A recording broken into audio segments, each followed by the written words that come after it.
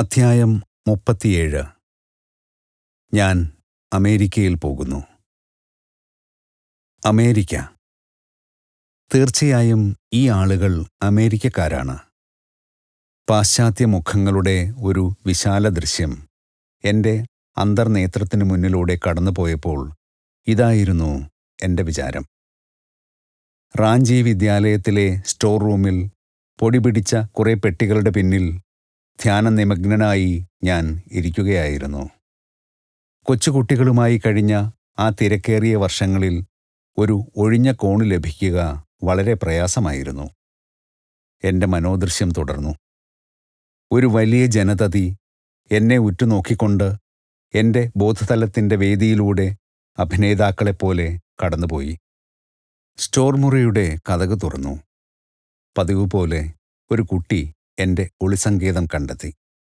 "ഇവിടെ വരൂ വിമൽ," ഞാൻ ആഹ്ലാദത്തോടെ വിളിച്ചു പറഞ്ഞു. "ഒരു വിശേഷം ഞാൻ നിന്നോട് പറയാം. ഈശ്വരൻ എന്നെ അമേരിക്കയിലേക്ക് വിളിക്കുന്നു." "അമേരിക്കയിലേക്കോ?" "ചന്ദ്രനിലേക്ക് എന്ന് ഞാൻ പറഞ്ഞുവെന്ന് തോന്നുന്ന മാതിരി അവൻ എൻ്റെ വാക്കുകൾ ആവർത്തിച്ചു. "അതെ, ഞാൻ കൊളംബസിനെപ്പോലെ അമേരിക്ക കണ്ടുപിടിക്കാൻ ഇറങ്ങി പുറപ്പെടുകയാണ്. ഭാരതം കണ്ടെത്തിയെന്നാണ് അദ്ദേഹം വിചാരിച്ചത്. ഈ രണ്ട് നാടുകൾക്കും തമ്മിൽ ഒരു കർമ്മബന്ധം നിശ്ചയമായുമുണ്ട്." വിമൽ ചാടി ഓടിപ്പോയി. ആ ഇരുകാലൻ വർത്തമാനപത്രം വിദ്യാലയം മുഴുവനും ആ വാർത്ത ഉടനെ പരത്തി. അമ്പരന്ന അധ്യാപക സംഘത്തെ വിളിച്ച് ഞാൻ വിദ്യാലയത്തിൻ്റെ ഉത്തരവാദിത്വം അവരെ ഏൽപ്പിച്ചു. ലാഹിരി മഹാശയൻ വിഭാവനം ചെയ്ത വിദ്യാഭ്യാസപരമായ യോഗശാസ്ത്ര ആദർശങ്ങൾക്ക് നിങ്ങൾ എപ്പോഴും മുൻതൂക്കം നൽകും എന്നെനിക്കറിയാം, ഞാൻ പറഞ്ഞു. ഞാൻ നിങ്ങൾക്ക് കൂടെ കൂടെ എഴുതാം. ഈശ്വരേച്ഛ അതെങ്കിൽ ഞാൻ എന്നെങ്കിലും തിരിച്ചുവരും. സൂര്യപ്രകാശത്തിൽ പ്രസന്നമായ റാഞ്ചിയിലെ വിദ്യാലയത്തിൻ്റെ ഏക്കറുകളോളം വരുന്ന വിസ്തൃത പരിസരങ്ങളെയും അവിടുത്തെ കൊച്ചുകുട്ടികളെയും അവസാനമായി ഒന്ന് നോക്കിയപ്പോൾ എൻ്റെ കണ്ണു നിറഞ്ഞുപോയി. എൻ്റെ ജീവിതത്തിലെ ഒരു നിശ്ചിത ഘട്ടം ഇപ്പോൾ കഴിഞ്ഞിരിക്കുന്നുവെന്ന് ഞാൻ മനസ്സിലാക്കി. ഇനി ഞാൻ വിദൂരദേശങ്ങളിലായിരിക്കും കഴിയുക. എനിക്ക് ദർശനം കിട്ടി ഏതാനും മണിക്കൂറുകൾക്ക് ശേഷം ഞാൻ കൊൽക്കത്തയ്ക്ക് തീവണ്ടി കയറി. അമേരിക്കയിലെ ഇൻ്റർനാഷണൽ കോൺഗ്രസ് ഓഫ് റിലീജിയസ് ലിബറൽസിൽ ഭാരതത്തിൽ നിന്നുള്ള പ്രതിനിധിയായി പങ്കുകൊള്ളാനുള്ള ക്ഷണം എനിക്ക് അടുത്ത ദിവസം ലഭിച്ചു. അമേരിക്കൻ യൂണിറ്റേറിയൻ അസോസിയേഷൻ്റെ ആഭിമുഖ്യത്തിൽ അക്കൊല്ലം ബോസ്റ്റണിൽ വച്ചായിരുന്നു അത് നടക്കുക. എൻ്റെ തല കറങ്ങി. ഞാൻ ശ്രീരാമപുരത്ത് പോയി ശ്രീ യുക്തേശ്വരനെ തേടിപ്പിടിച്ചു. "ഗുരുദേവ, അമേരിക്കയിൽ ഒരു മതസമ്മേളനത്തെ അഭിസംബോധന ചെയ്യാൻ ഒരു ക്ഷണം എനിക്ക് കിട്ടിയിരിക്കുന്നു. ഞാൻ പോകട്ടെയോ? നിനക്ക് എല്ലാ കതകുകളും തുറന്നു കിടക്കുന്നു." ഗുരുദേവൻ ലഘുവായി പറഞ്ഞു.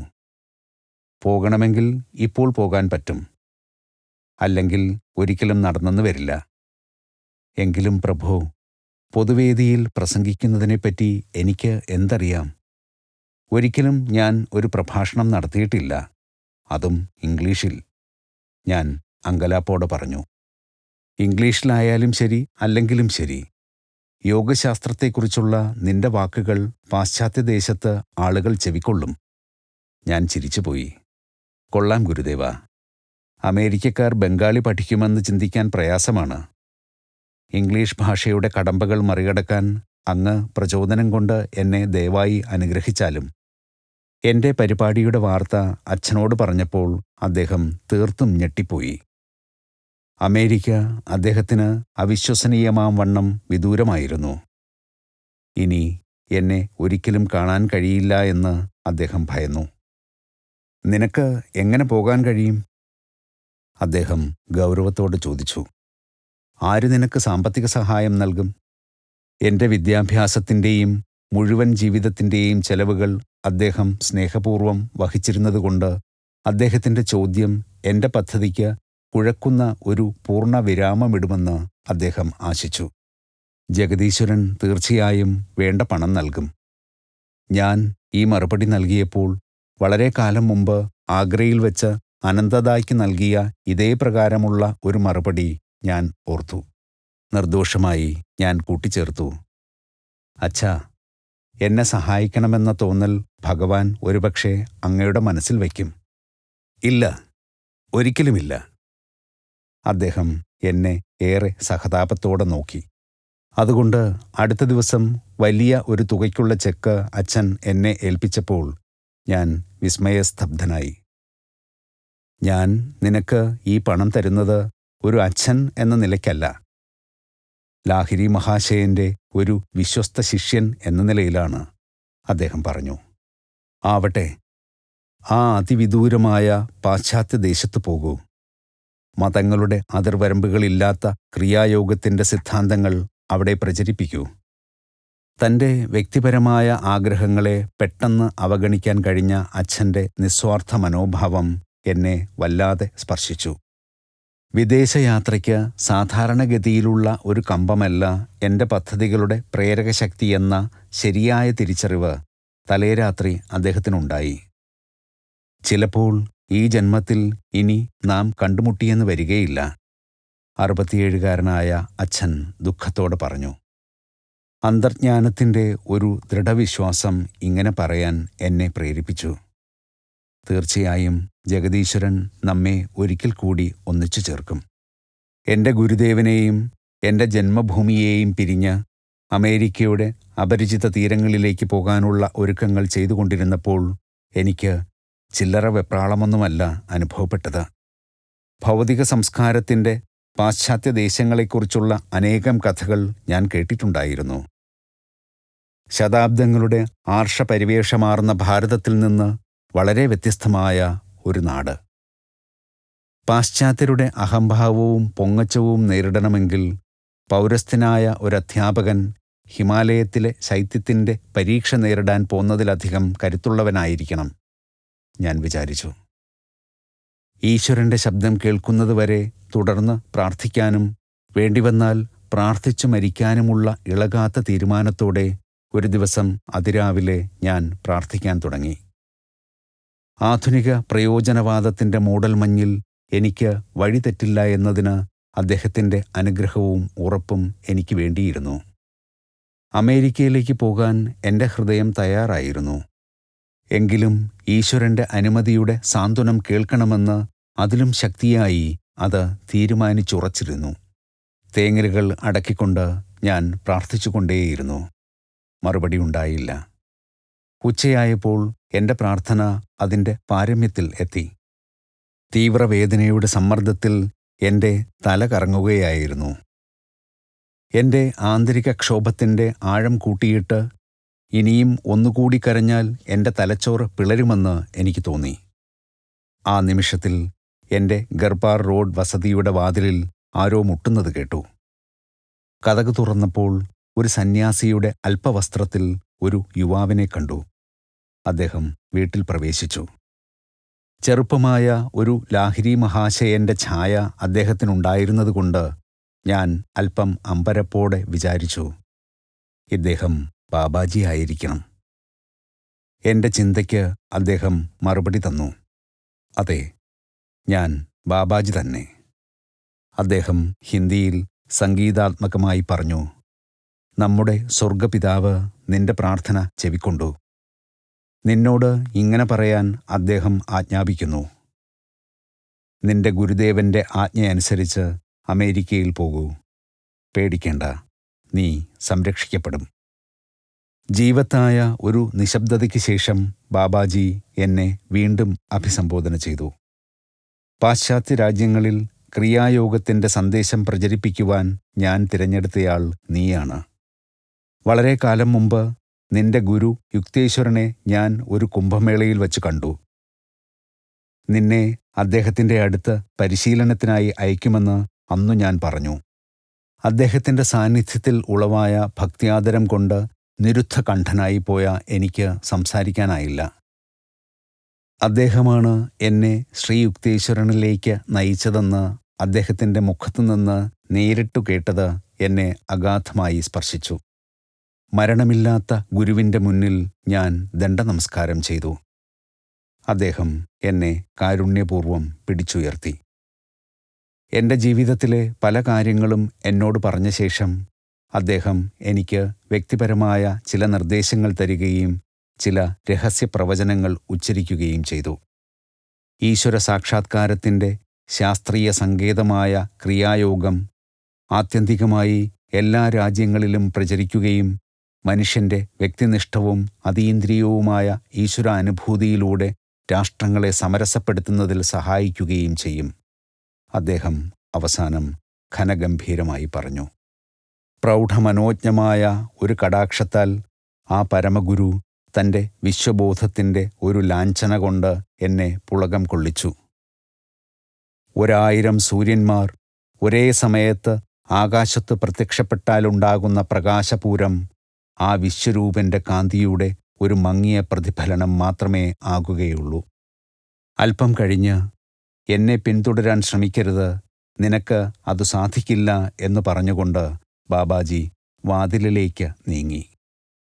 ബാബാജി, ദയവു ചെയ്ത് പോകരുത്, എന്നെ കൂടി കൊണ്ടുപോകൂ, ഞാൻ വീണ്ടും വീണ്ടും അപേക്ഷിച്ചു. അദ്ദേഹം പ്രതിവചിച്ചു, ഇപ്പോൾ വേണ്ട, ഇനിയൊരിക്കലാകട്ടെ. വികാരാധീനനായ ഞാൻ അദ്ദേഹത്തിൻ്റെ താക്കീത് അവഗണിച്ചു.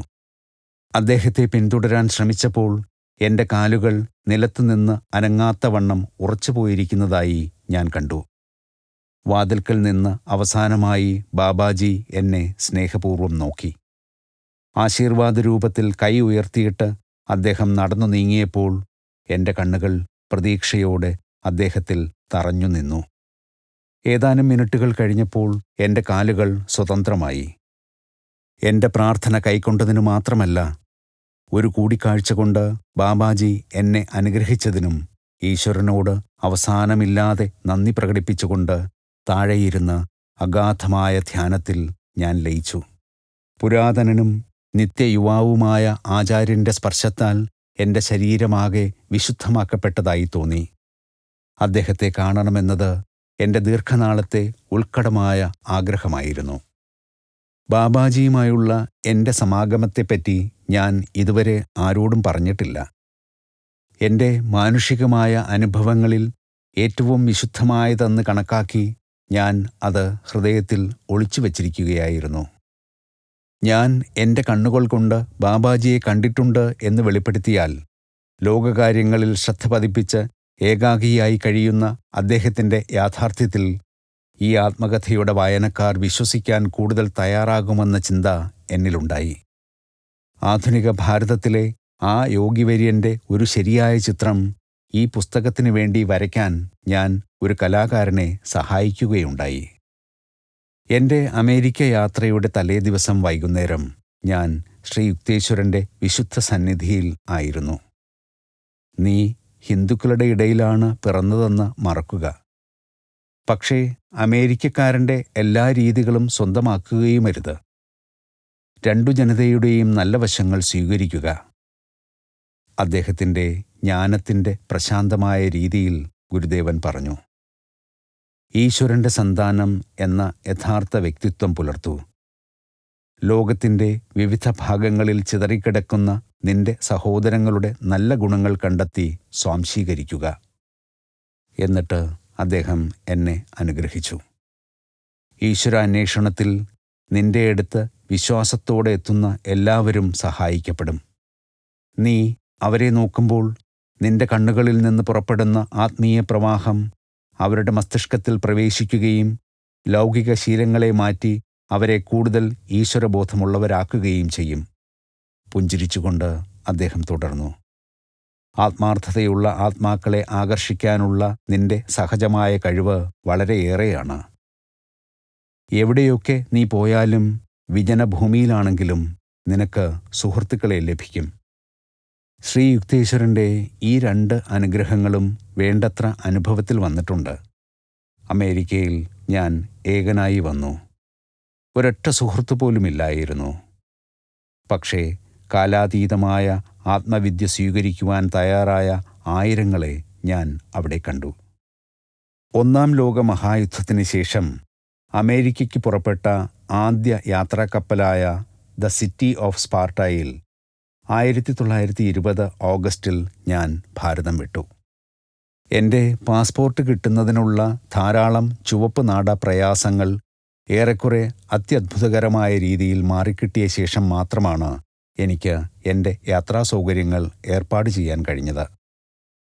ബോസ്റ്റൺ കോൺഗ്രസിലേക്കുള്ള ഭാരത പ്രതിനിധിയാണ് ഞാൻ എന്ന് 2 മാസത്തെ കപ്പൽ യാത്രയ്ക്കിടയിൽ ഒരു സഹയാത്രികൻ കണ്ടുപിടിച്ചു. സ്വാമി യോഗാനന്ദ. പിൽക്കാലത്ത് എൻ്റെ പേര് അമേരിക്കക്കാർ ഉച്ചരിച്ചു കേൾക്കാനിരിക്കുന്ന കൗതുകകരമായ പല പല രീതികളിൽ ആദ്യത്തെ ഒന്നിൽ അദ്ദേഹം എന്നെ അഭിസംബോധന ചെയ്തു. അടുത്ത വ്യാഴാഴ്ച രാത്രി യാത്രക്കാരെ അങ്ങയുടെ ഒരു പ്രഭാഷണം കൊണ്ട് അനുഗ്രഹിക്കണം. ജീവിത സമരവും അത് നേരിടേണ്ട വിധവും എന്ന വിഷയമായാൽ ഞങ്ങൾക്ക് എല്ലാവർക്കും പ്രയോജനകരമായിരിക്കുമെന്ന് എനിക്ക് തോന്നുന്നു. കഷ്ടം, സ്വന്തം ജീവിത സമരമാണ് എനിക്ക് നേരിടേണ്ടി വന്നതെന്ന് ഞാൻ ബുധനാഴ്ച മനസ്സിലാക്കി. എൻ്റെ ആശയങ്ങളെ ഇംഗ്ലീഷിൽ ഒരു പ്രഭാഷണമായി സംഘടിപ്പിക്കാൻ കിണഞ്ഞു ശ്രമിച്ച ഞാൻ ഒടുവിൽ എല്ലാ ശ്രമങ്ങളും ഉപേക്ഷിച്ചു. പുതുതായി ജീനി കാണുന്ന മെരുക്കാത്ത ഒരു കുട്ടിക്കുതിരയെപ്പോലെ എൻ്റെ ചിന്തകൾ ഇംഗ്ലീഷ് വ്യാകരണ നിയമങ്ങളുമായി സഹകരണം എല്ലാവിധത്തിലും നിരസിച്ചു.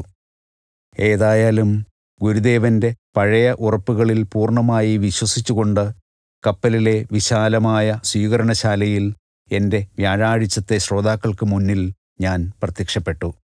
എൻ്റെ ചുണ്ടിൽ വാചാലത വന്നെത്തിയില്ല.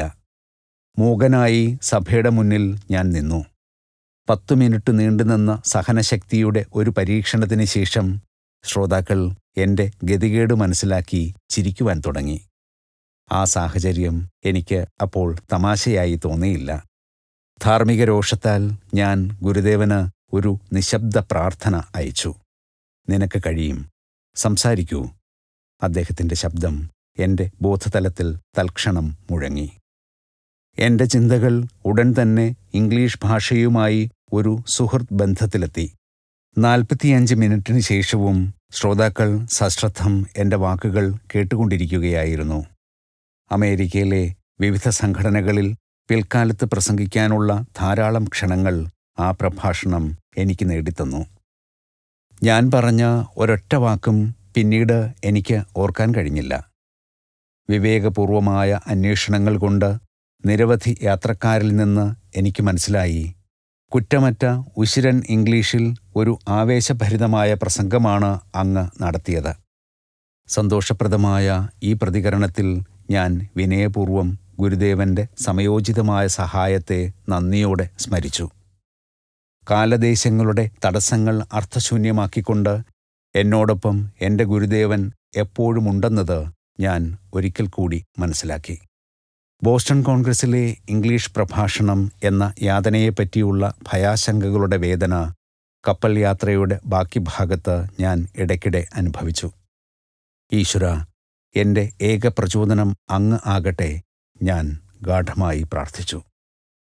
സെപ്റ്റംബർ അവസാനം ദ സിറ്റി ഓഫ് സ്പാർട്ട ബോസ്റ്റണിനടുത്ത് നങ്കൂരമിട്ടു.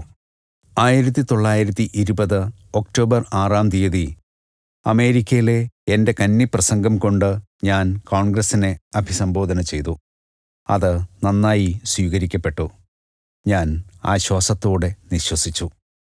അമേരിക്കൻ യൂണിറ്റേറിയൻ അസോസിയേഷൻ്റെ സെക്രട്ടറി കോൺഗ്രസിൻ്റെ നടപടികൾ പ്രസിദ്ധീകരിച്ച വിവരണത്തിൽ ഔദാര്യപൂർവം ഇങ്ങനെ എഴുതി: റാഞ്ചിയിലെ ബ്രഹ്മചര്യ ആശ്രമത്തിൽ നിന്നുള്ള പ്രതിനിധി സ്വാമി യോഗാനന്ദൻ തൻ്റെ സംഘടനയുടെ അഭിവാദ്യങ്ങൾ അറിയിച്ചു.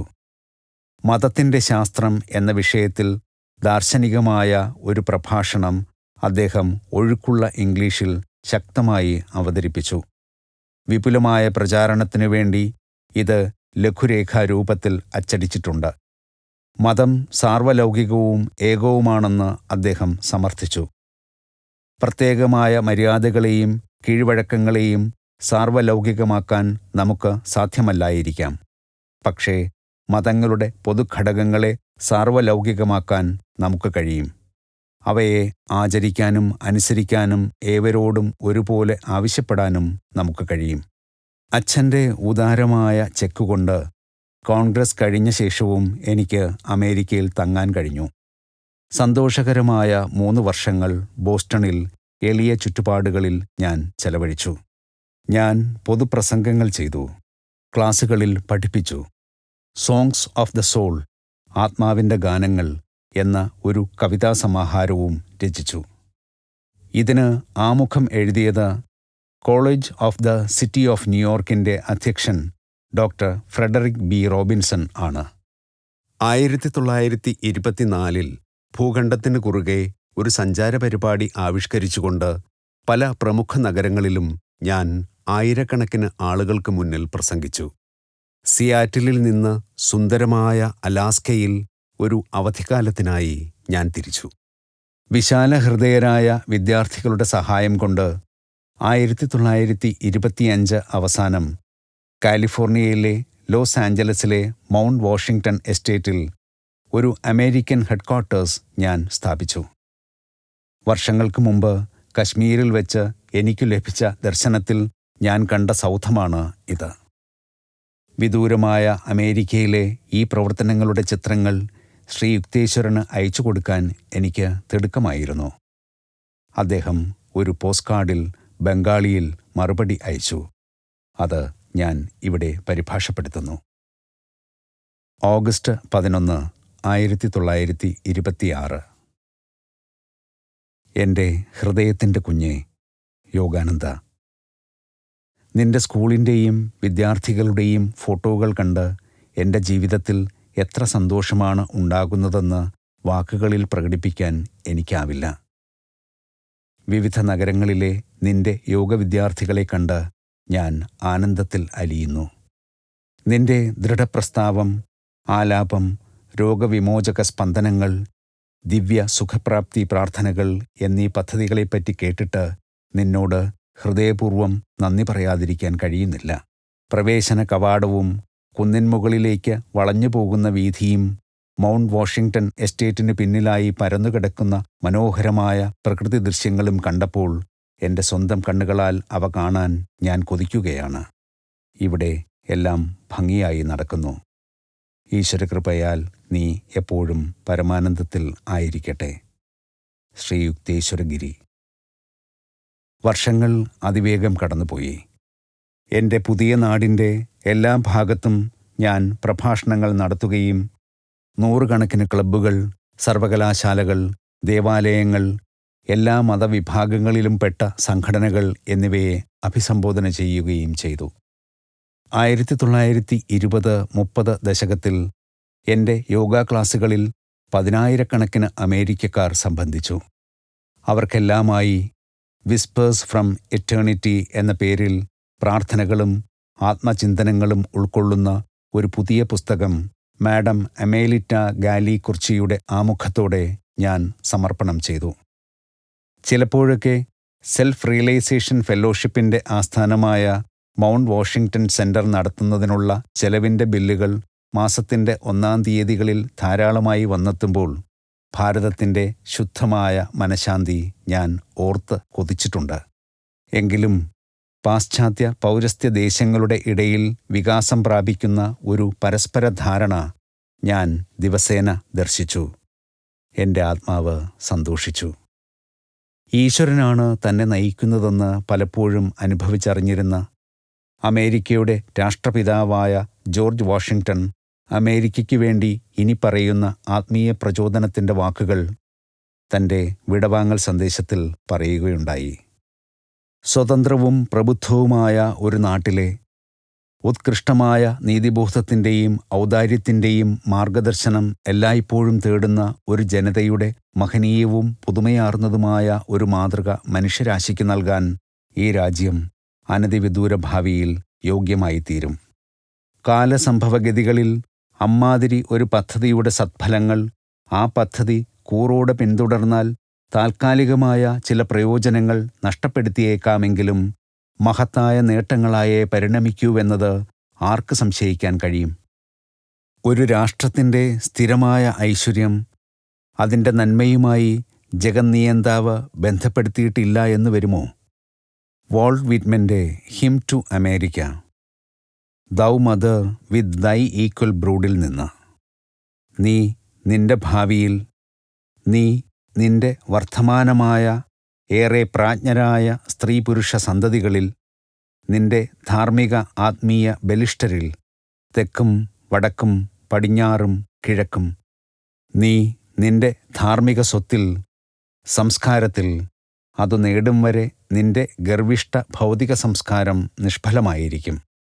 നീ നിന്റെ എല്ലാം തരും, എല്ലാം ഉൾക്കൊള്ളും ആരാധനയിൽ, ഒരൊറ്റ ബൈബിളിൽ രക്ഷകനിൽ മാത്രമല്ല. നീ നിന്റെ എണ്ണമറ്റ രക്ഷകർ, നിന്നിൽ സന്നിഹിതർ, ആർക്കും കിടനിൽക്കുന്ന ദൈവികർ, ആരെയും പോൽ ഇവർ നിന്നിൽ തീർച്ചയായും വരവാകും. ഇന്ന് ഞാൻ പ്രവചിക്കുന്നു.